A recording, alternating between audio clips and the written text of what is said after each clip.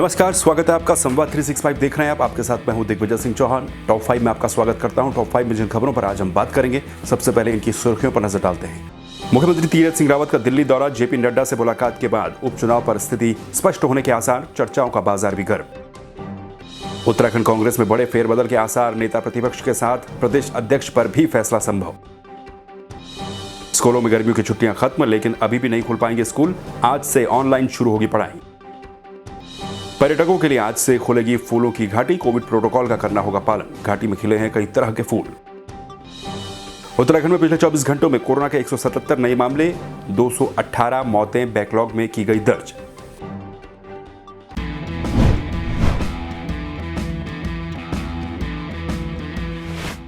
चलिए सबसे पहले बात कर लेते हैं उत्तराखंड की सियासत की। उत्तराखंड के मुख्यमंत्री तीरथ सिंह रावत, जैसा कि आपको पता है, तीरथ सिंह रावत जब से मुख्यमंत्री बने हैं तब से लेकर 9 सितंबर तक का समय उनके पास है विधानसभा में चुने जाने के लिए, यानी कि विधायक बनने के लिए। विधायक अगर वो नहीं बनते हैं तो मुख्यमंत्री की कुर्सी पर नहीं बैठ पाएंगे। अब चर्चाओं का बाजार इसलिए भी गर्म है कि एक तरफ प्रदेश में उपचुनाव भी होने हैं, आने वाले समय 2022 में विधानसभा के चुनाव भी होंगे, और इसी बीच मुख्यमंत्री तीरथ सिंह रावत को दिल्ली से बुलावा आया जब बीजेपी की बैठक चल रही थी। कल भी हमने आपको इस खबर के बारे में जानकारी दी थी। मुख्यमंत्री तीरथ सिंह रावत को दिल्ली हाईकमान से बुलावा आया है। अब चर्चा इस बात को लेकर तेज है कि दिल्ली में आकर क्या कुछ होगा, क्या बातचीत मुख्यमंत्री तीरथ सिंह रावत के साथ बीजेपी आला कमान की होगी। बीजेपी प्रदेश अध्यक्ष जेपी नड्डा से मुलाकात के बाद स्थितियां उम्मीद है कि स्पष्ट हो जाएंगी, लेकिन उससे पहले चर्चाओं का बाजार गर्म है। चर्चाओं का बाजार इसलिए गर्म है क्योंकि कांग्रेस का मानना है कि क्या मुख्यमंत्री तीरथ सिंह रावत चुनाव लड़ेंगे, यानी कि उपचुनाव लड़ेंगे या लड़ेंगे नहीं, और अगर नहीं लड़ेंगे तो फिर प्रदेश में मुख्यमंत्री का क्या होगा। क्या बीजेपी किसी और को मुख्यमंत्री बनाएगी? कांग्रेस की अपनी ये शंका है। तो वहीं बीजेपी के नेताओं के मुताबिक मुख्यमंत्री तीरथ सिंह रावत दिल्ली गए हैं, आला कमान से मिलने गए हैं, लेकिन वो एक रूटीन मुलाकात है। राष्ट्रीय पार्टियों में ऐसी मुलाकातें चलती रहती हैं। ये मुलाकात इसलिए भी महत्वपूर्ण है कि आने वाले समय में विधानसभा के चुनाव होने, तो उसके लिए पार्टी ने जो रोड मैप तैयार किया है उसके संबंध में मुख्यमंत्री तीरथ सिंह रावत जेपी नड्डा से मुलाकात करेंगे, बीजेपी आला कमान से मुलाकात करेंगे और उसको लेकर चर्चा की जाएगी। लेकिन क्या वाकई में 2022 के चुनाव के लिए चर्चा की जाएगी या फिर उपचुनाव के लिए चर्चा की जाएगी? उपचुनाव अगर होते हैं तो संभावनाएं ये है कि मुख्यमंत्री गंगोत्री की सीट से उपचुनाव लड़े। हालांकि प्रदेश में नेता प्रतिपक्ष के निधन के बाद हल्द्वानी की सीट भी खाली है, लेकिन जानकारों का यह भी मानना है कि गंगोत्री की सीट को कुछ नेता महफूज नहीं मान पा रहे हैं। ये कयास लगाए जा रहे हैं कि मुख्यमंत्री या फिर जो उनको मुख्यमंत्री देखना चाहते हैं वो चाहते हैं कि कोई सुरक्षित सीट मुख्यमंत्री को मिले, और वो सुरक्षित सीट उनकी गृह सीट चौबट्टाखाल की सीट है। लेकिन चौबट्टाखाल सीट से इस वक्त सतपाल महाराज विधायक हैं, और सतपाल महाराज काफ़ी समय पहले ही इस बात को स्पष्ट कर चुके कि वो अपनी सीट खाली नहीं करेंगे। तो अब ऐसे में क्या कुछ होगा? क्या दिल्ली में इन तमाम बातों को लेकर, इन तमाम पहलुओं को लेकर मुख्यमंत्री तीरथ सिंह रावत और जेपी नड्डा या फिर बीजेपी आला कमान के बड़े नेताओं के बीच इन सब बातों को लेकर चर्चा होगी? क्या इस बात को लेकर फाइनल राय बन पाएगी कि मुख्यमंत्री को उपचुनाव लड़ना ही है, और अगर लड़ना है तो कौन सी वो सीट होगी? क्या वो सीट गंगोत्री होगी, क्या वो सीट हल्द्वानी होगी, या फिर क्या चौबट्टाखाल की सीट को खाली कराया जा रहा है? ये तमाम सवाल हैं जिनके जवाब हर कोई चाहता है। वहीं मुख्यमंत्री दिल्ली जाने से पहले ये कहकर के गए थे कि ये एक रूटीन मुलाकात है। 2022 के लिए जो रोड मैप पार्टी ने तय किया है उसके लिए तमाम तरह के कार्यक्रम हैं। नवंबर में नरेंद्र मोदी, प्रधानमंत्री नरेंद्र मोदी का कार्यक्रम तय किया गया है। उन तमाम चीज़ों को लेकर राय मशवरा केंद्रीय आलाकमान के साथ किया जाएगा। लेकिन दिल्ली में क्या कुछ चलेगा, क्या कुछ बैठक के बाद स्पष्ट हो पाएगा, ये कुछ ही समय के बाद सबके सामने होगा। आखिर दिल्ली में क्या कुछ हुआ, और क्या उपचुनाव अगर हो रहा है तो मुख्यमंत्री कौन सी सीट से उपचुनाव लड़ेंगे? क्या इन तमाम बातों को लेकर ही वाकई में वो चर्चा चल रही थी, या फिर कुछ और ही दिल्ली में पक रहा है? बीजेपी के बाद अब कांग्रेस की बात कर लेते हैं। कांग्रेस में भी काफ़ी तरह की उथल पुथल मची हुई है, रस्साकसी मची हुई है। रस्साकसी 2 पदों को लेकर मची हुई है। काफ़ी लंबे समय से, पिछले 3-4 दिनों से लगातार हम आपको इस खबर पर अपडेट दे रहे हैं कि कांग्रेस को अपने 10 विधायकों में से नेता प्रतिपक्ष का चुनाव करना है। नेता प्रतिपक्ष कांग्रेस को चुनना है, लेकिन वो चुनाव अभी तक फाइनल नहीं हो पा रहा है। हर बार 1-2 दिन से यही कहा जा रहा है कि पार्टी आलाकमान के हाथ में सब कुछ छोड़ दिया गया है, यानी कि सोनिया गांधी के ऊपर सब कुछ डिपेंड करता है कि अब वो क्या फैसला लेती हैं। लेकिन अभी तक वो फैसला स्पष्ट नहीं हो पाया। इसी बीच कयासबाजी ये भी है कि नेता प्रतिपक्ष तो बना ही जाएगा, लेकिन उसके साथ साथ उत्तराखंड कांग्रेस में नेतृत्व परिवर्तन भी किया जाएगा, यानी कि प्रदेश अध्यक्ष के पद पर भी नया चेहरा देखने को मिल सकता है। एक संभावना यह बताती है कि प्रीतम सिंह, जो वर्तमान में कांग्रेस के प्रदेश अध्यक्ष हैं, उनको नेता प्रतिपक्ष बनाया जाए, और अगर उनको नेता प्रतिपक्ष बनाया जाता है तो पार्टी क्या कुमाऊं मंडल से किसी ब्राह्मण चेहरे को अपना प्रदेश अध्यक्ष बनाएगी। इस तरह की कयासबाजी तेज है। पिछले कुछ दिनों यह भी कहा गया था कि गणेश गोदियाल को प्रदेश अध्यक्ष बनाया जा सकता है, लेकिन अगर गणेश गोदियाल प्रदेश अध्यक्ष बनते हैं और प्रीतम सिंह नेता प्रतिपक्ष बनते हैं तो कांग्रेस के पास फिर कुमाऊं मंडल का प्रतिनिधित्व क्या रह जाता है, ये भी बड़ा सवाल होगा। क्योंकि एक तरफ बीजेपी अपना रोड मैप तैयार कर रही है, बीजेपी उपचुनाव के लिए तैयारी भी कर रही है कि अगर होते हैं तो किस तरह से होगा, तो दूसरी तरफ कांग्रेस में भी ये बात स्पष्ट नहीं हो पाई कि नेता प्रतिपक्ष आखिर कौन होगा। इन सब की सबसे बड़ी वजह यह कि गुटबाजी साफ तौर पर कांग्रेस में देखने को मिली। दो अलग अलग धड़े किसी से छिपे नहीं है और इन्हीं धड़ों के बीच कांग्रेस इस उलझन में उलझी हुई है कि कौन नेता प्रतिपक्ष बनेगा और कौन कांग्रेस का प्रदेश अध्यक्ष बनेगा, किसके नेतृत्व में कांग्रेस 2022 के विधानसभा चुनाव को लड़ेगी। ये तमाम अटकलें कांग्रेस के बीच में अभी भी अटकलें ही बनी हुई है, क्योंकि इस पर कोई फाइनल डिसीजन, कोई फाइनल राय अभी तक बन नहीं पाई है। उम्मीद है आज या कल इस पर कोई फाइनल डिसीजन आ जाए, कांग्रेस अपने नेता प्रतिपक्ष का चुनाव कर ले और अगर प्रदेश अध्यक्ष को परिवर्तित किया जाता है जैसे समीकरण बन रहे हैं तो उसके मुताबिक प्रदेश अध्यक्ष कौन होगा, क्या गढ़वाल से होगा या फिर कुमाऊं से कोई ब्राह्मण चेहरा होगा, ये तमाम बातें स्पष्ट होनी बाकी हैं।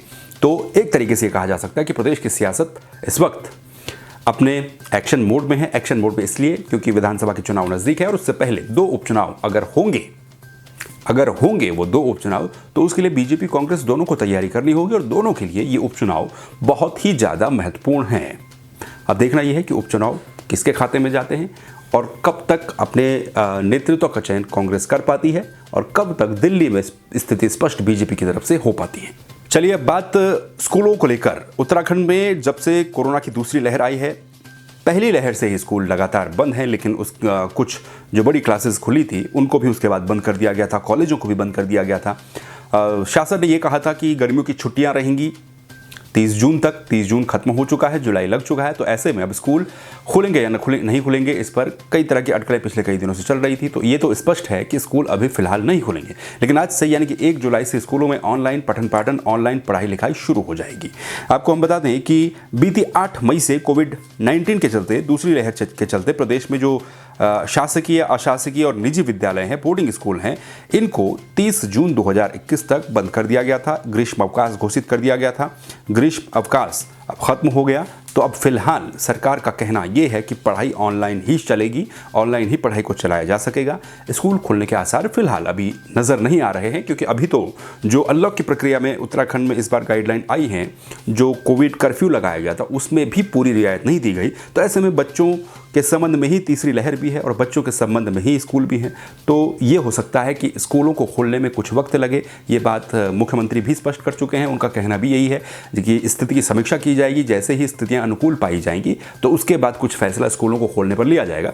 लेकिन बहरहाल आज से स्कूलों की पढ़ाई ऑनलाइन ही शुरू हो जाएगी। तो चलिए अब एक खुशखबरी प्रकृति के शौकीनों को और उत्तराखंड आने वाले पर्यटकों को। पिछले एक लंबे समय से तमाम पर्यटन स्थल बंद हैं। तमाम जो उत्तराखंड के दर्शनीय स्थल है जहां पर भारी संख्या में पर्यटक आते हैं, उनको बंद रखा गया था कोविड-19 के चलते। लेकिन अब धीरे धीरे जैसे जैसे अब अनलॉक करके छूट दी जा रही है, तो उसी सिलसिले में एक और खुशखबरी ये कि फूलों की घाटी एक बार फिर से पर्यटकों के दीदार के लिए तैयार है। फूलों की घाटी पर्यटकों के स्वागत के लिए तैयार है। फूलों की घाटी को 1 जुलाई से यानी कि आज से खोल दिया जाएगा और फूलों की घाटी में आने के लिए लेकिन कोविड-19 की नेगेटिव रिपोर्ट आपको जरूर लानी पड़ेगी। इसके अलावा वहां पर कोविड जो प्रोटोकॉल हैं उनका भी पालन करना पड़ेगा। पर्यटकों को कोविड नेगेटिव रिपोर्ट लानी है, नियमों का पालन करना है। इन शर्तों के साथ अब फूलों की घाटी को खोल दिया जाएगा और जो घंगरिया चौकी है, यहाँ से सैलानियों को हरी झंडी दिखाकर घाटी में भेजा जाएगा। हर साल फूलों की घाटी में कई पर्यटक आते हैं और 1 जून से फूलों की घाटी को पर्यटकों के लिए खोला जाता है हर साल। लेकिन बीते साल और इस साल कोविड-19 के चलते इसको थोड़ा लेट समय से खोला गया। पिछले साल 1 अगस्त को खोला गया था, इस साल 1 जुलाई को खोला जा रहा है, यानी कि 1 महीने के बाद खोला जा रहा है।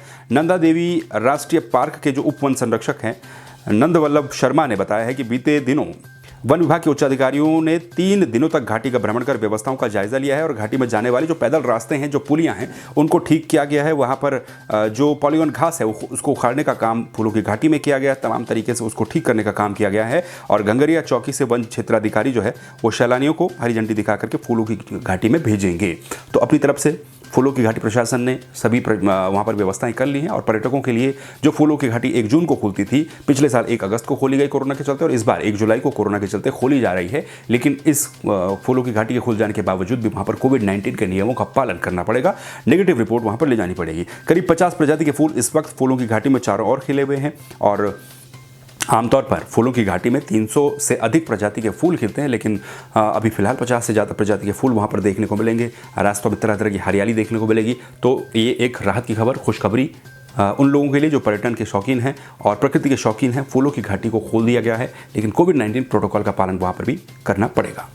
चलिए बात कर लेते हैं उत्तराखंड के कोरोना अपडेट की। पिछले 24 घंटों में उत्तराखंड में कोरोना के 177 नए मामले सामने आए हैं और एक्टिव केस की संख्या अब प्रदेश में रह चुकी है 2101। पिछले 24 घंटों में मरने वालों की संख्या 3 रही है और अब प्रदेश में अगर बात करें पिछले 24 घंटे में तो सबसे ज़्यादा मामले देहरादून से नहीं बल्कि हरिद्वार से आए हैं, यानी कि 56 मामले हरिद्वार से आए हैं, 37 देहरादून से आए हैं, टिहरी से 11 आए हैं। बाकी सभी जिलों में 10 से कम मामले दर्ज किए गए हैं। इसके साथ ही अब कुल कोरोना का आंकड़ा उत्तराखंड में 3,40,255 हो गया है।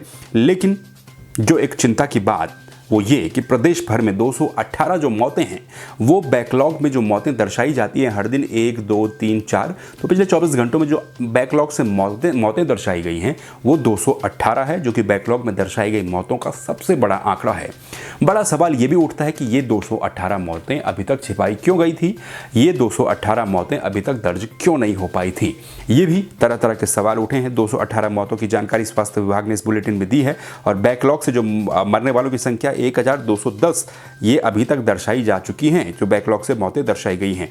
तो ये भी एक बड़ा सवाल उठता है कि बैकलॉग से जो मौतें लगातार दर्शाई जा रही थी, कभी 1, कभी 2, कभी 3, कभी 4, 218 अपने आप में एक बहुत बड़ा आंकड़ा भी है। ये था कोरोना अपडेट और ये थी उत्तराखंड की टॉप 5 खबरें। इन खबरों को लेकर आप क्या सोचते हैं, अपनी राय आप कमेंट करके हमें दे सकते हैं। इसी तरह की खबरों के लिए संवाद 365 को सब्सक्राइब कर दीजिए। फेसबुक पर देख रहे हैं तो लाइक कर दीजिए, वीडियो को शेयर भी कीजिए, सभी को दिखाइए। फिर मिलेंगे नई खबरों के साथ, तब तक के लिए नमस्कार।